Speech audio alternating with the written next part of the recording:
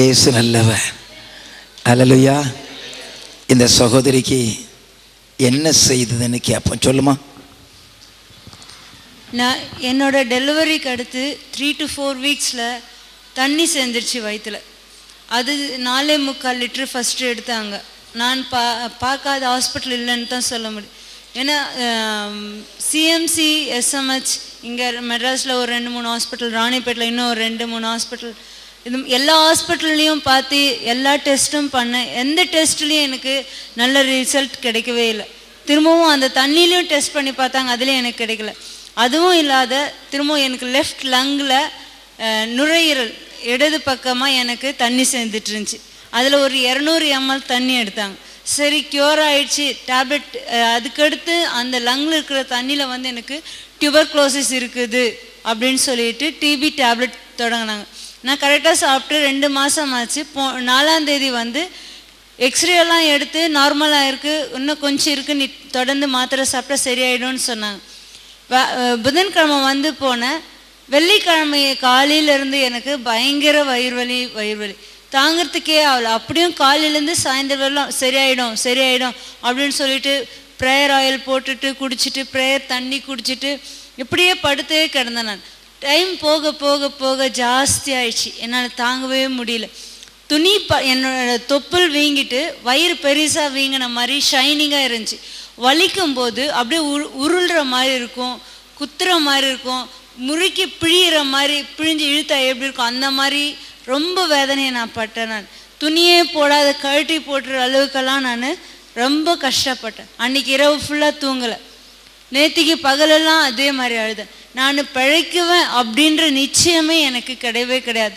ஆனால் அதற்கு முன்னாடி எங்கள் சித்தப்பா வந்து எனக்கு இந்த ஊழியத்தை பற்றி இந்த இடத்துல இந்த மாதிரி இருக்குது, ஒரு நாளைக்கு போய் வரணும். ஆக்சுவலாக எனக்குன்னு இல்லை, என்னோட கணவருக்கு வந்து வலது காது கேட்காது, அதுக்காக வேண்டி கூட்டிகிட்டு போனோம். குடும்ப பிரச்சனையும் மாறும் அப்படின்னு சொல்லிட்டு தான் எங்கள் சித்தப்பா கூப்பிட்டாங்க. ஆனால் நாங்கள் இவ்வளோ சீக்கிரமாக இந்த இடத்துக்கு வருவோன்னுட்டு நாங்கள் எதிர்பார்க்கல. நேற்றுக்கு நைட்டு பூர்த்தியாக தூங்கவே இல்லை. காலையில் இந்த இடத்துக்கு வந்த பிறகு சும்மாலே உட்காந்து கொஞ்ச நேரம் தூங்கினேன். அப்போவும் வலி எடுத்து கொஞ்ச நேரத்தில் பார்த்தாக்கா தொப்புள் தானாக அமுங்கி இருந்தது. என் ஹஸ்பண்ட்க்கு ஒரே சர்ப்ரைஸ் ஆயிடுச்சு, இது என்ன ஆச்சு அப்படின்னு சொல்லி கூப்பிட்டு என்னோடய வீட்டில் இருக்கிறவங்க எல்லோரும், எங்கள் ஆயா, எங்கள் அப்பா அம்மா, என் தங்கச்சி எல்லோரும் வந்தாங்க. அவங்கள கூப்பிட்டு அந்த நேரமே காமிச்சோம். பெயின் கூட இங்கே வந்த பிறகு கொஞ்சம் கொஞ்சமாக குறைஞ்சிச்சு. காலையில் ஆராதனை நேரத்தில் எனக்கு 3 முறை டயரியா ஆச்சு. பாத்ரூம் போயிட்டு வந்தேன். அந்த 2 days நான் யூரின் போகிறதும் கம்மி ஆயிடுச்சு. தண்ணி குடிச்சு 1 டம்ளர் தண்ணி குடிச்சேன்னா 2 டம்ளர் 3 டம்ளர் வாமிட் எடுப்பேன். பால் காலையில் 3 மணிக்கு குடித்தேன், இங்கே வந்து 7:30 மணிக்கு வாமிட் எடுத்தேன். அந்த மாதிரி டைஜஷனும் இல்லை, பசியும் இல்லை, ஒன்றுமே இல்லாத நான் நிச்சயமாகவே நான் பிழைக்க மாட்டேன். அப்போவும் நான் நேற்றுக்கெல்லாம் என் டாடிக்கிட்ட கேட்டேன், அப்பா சொன்ன இடத்துக்கு ப்ரேயருக்கு போகலாம், எங்கள் சித்தப்பா சொன்ன இடத்துக்கு ப்ரேயருக்கு போகலான்னு என் டாடிக்கிட்ட கேட்டேன். நான் என் டாடிக்கிட்ட எல்லாருக்கிட்டையும் எனக்கு 7 மாதம் குழந்தை 7 மாதம் முடிஞ்சு 8ஆவது மாதம் தொடங்கியிருக்கேன். என் குழந்தைய நான் கடைசியில் வரைக்கும் நான் காப்பாற்றுவேன்ற நம்பிக்கையே எனக்கு கிடையாது. நான் 2 மாதத்துலேயே என் குழந்தைய பிரிஞ்சிருது. இப்போவும் என் குழந்தை ஒரு இடம், நான் ஒரு இடம், இந்த மாதிரி நாங்கள் தவிக்கிறோம். இரவு நேரத்தில் கூட என் குழந்தைய நான் அரவணைச்சு பார்க்குற அளவுக்கு எனக்கு பலன் இல்லாத போயிடுச்சு. நான் தினமும் ஏங்குவேன், என் குழந்தை என் கூட இல்லை அப்படின்னு சொல்லிட்டு. முந்தனத்துக்கு நான் வாமிட் பண்ணும்போது அவன் மூஞ்சே டல்லாயிடுச்சு. என்கிட்ட தாவின் வர குழந்தைய என்னால் தூக்கிறதுக்கு கூட எனக்கு பலன் இல்லாத ஆயிடுச்சு. ஆனால் இன்னைக்கு நான் இந்த இடத்துக்கு வந்து நான் விடுதலையோடு சொல்கிறத நான் ஆக்கப்பூர்வமாக கிறிஸ்துவின் பேரில் சொல்கிறேன். ஏசு கிறிஸ்துவுக்கே மகிமை உண்டாவதாக. தொடவே முடியாதுன்னு சொல்லியே என்னோட வயிற்றை சும்மா ஒரு துணி படக்கூட முடியாது. மேலே யாரும் அந்த நோவு வரும்போது வயிற்று இல்லை, என் உடம்பு மேலேயே யாரோட கை சுண்டு விரல் கூட படுத்துக்க முடியாது. கத்துவான் அப்படியே. என்னால் என்ன செய்யறதுன்னு கூட முடியாது. படுக்க முடியாது, உட்கார முடியாது, நடக்க முடியாது. குனிஞ்சு தான் நான் நடந்தேன். அந்த நோவு நேரத்தில் அப்படியே குனிஞ்சுப்பேன். நான் ஈவன் பாத்ரூம் போனேன்னா கூட என்னோட சிஸ்டரோ இல்லை என்னோட ஹஸ்பண்டோ என் டேடியோ தூக்கி விடுவாங்க. என்னால் உட்காந்து தனிமையாக உட்காந்து எழுந்திரிச்சிக்கவே முடியாது.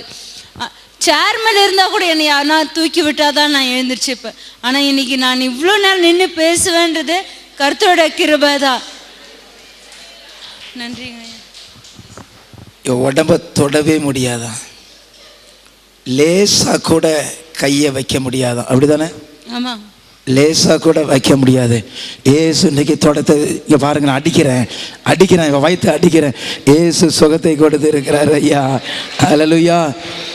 குழந்தைய தூக்க முடியாது, இந்த சேரை தூக்குமா? என் ஆண்டவர் செய்கிற அவருடைய அற்புதத்தை பாருங்க. ஹல்லேலூயா. குழந்தைய தூக்க முடியாத ஒரு பிள்ளை, ஒரு சின்ன வெயிட்டை தூக்க முடியாத பிள்ளை, இன்னைக்கு ஆண்டவர் அற்புதத்தை செய்திருக்கிறார். 1 லிட்டர் வாட்டர் கேன் கூட என்னால் தண்ணி பிடிச்சி தூக்க முடியாது. ஹல்லேலூயா. இவ்வளவு வேதனைகளில் வாழ்க்கையில் நம்பிக்கை இழந்து போனவங்க தான் இங்கே வர்றாங்க. அவங்களுக்கு தான் ஏசு சுகத்தை கொடுக்கிறார் ஐயா. ஹல்லேலூயா. இந்த பிள்ளை சொன்னதை கவனிச்சிங்களா? என் பிள்ளையோட வாழ முடியாது, என் குடும்பத்தை, என் பிள்ளையை நீ நான் பார்க்க முடியாது, இனி என் வாழ்க்கையில் நான் பிழைப்பனங்கிற நம்பிக்கை எனக்கு இல்லை. அந்த சூழ்நிலையில் தான் மாந்திரீகம் வச்சு, சூனியம் வச்சு இவ வாழ்க்கையை செயலிழக்க வைத்து விட்டார்கள். இவங்க குடும்பத்தில் யாருக்குமே தெரியாது. இன்றைக்கு என் ஆண்டவர் இயேசு அற்புதத்தை செய்திருக்கிறாரு. ஹல்லேலூயா. பிசாசினுடைய கிரியைகளை அழிக்கிறதற்காக தான் தேவகுமாரன் வெளிப்பட்டிருக்கிறார். ஹல்லேலூயா. ஹல்லேலூயா. ஹல்லேலூயா. இனி கவலையே பட வேண்டாம், உன் பிள்ளையை தூக்கி கொண்டு நல்லா கொஞ்சி விளையாடலாம். ஹல்லேலூயா. நம்பிக்கை இழந்த இந்த பெண்ணின் வாழ்க்கையை வாழ வைத்த இயேசுவின் செயலை கண்டு இந்த வாரம் இங்கு வந்த இந்த குடும்பத்தை கவனியுங்கள்.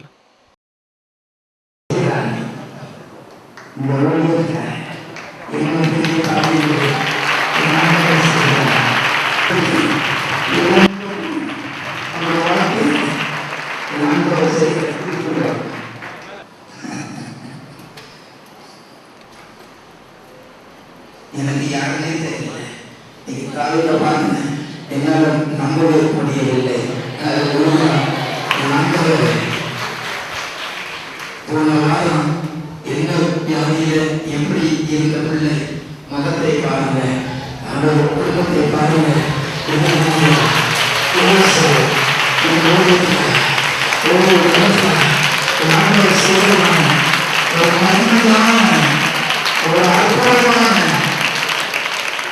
வாழ்க்கையில நம்பிக்கை இழந்து போன, நம்பிக்கை அற்று போன, இனிமே என் பிள்ளையோட இருப்பனா இந்த நிலைமையில இருந்த அந்த குடும்பத்தை இந்த பிள்ளையோடு என் ஆண்டவர் இணைத்து வைத்து கணவன் மனைவி பிள்ளைகளாக வந்திருக்கிறார்களே.